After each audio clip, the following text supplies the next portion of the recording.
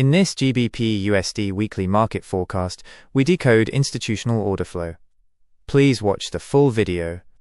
This is an educational video, not investment advice. Analyzing the hourly market structure, the macro trend shows a strong expansion, printing consecutive break of structure points. After sweeping liquidity near the 1.3650 supply zone, price actions initiated a structural shift, creating a minor change of character. Currently, the market is compressing within a consolidation range between 1.3400 and 1.3500, indicating institutional order accumulation prior to the next expansion phase. The bullish outlook maintains a 60% probability as long as demand zones hold. Our focus is on this entry zone between 1.3490 and 1.3505. We are waiting for mitigation here. Once price action confirms structural dominance, we can expect the move to start. Our invalidation level is strictly set at 1.3440. If price breaks this, our bias changes. For the upside expansion, Scenario 1 targets T1 at 1.3550. Scenario 2 targets T2 at 1.3600.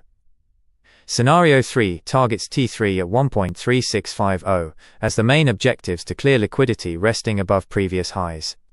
Alternatively, if internal demand fails, a bearish expansion materializes. The bearish configuration activates upon a confirmed structural close below the 1.3400 liquidity pool. For this downside momentum, our primary focus shifts to an entry zone below 1.3400.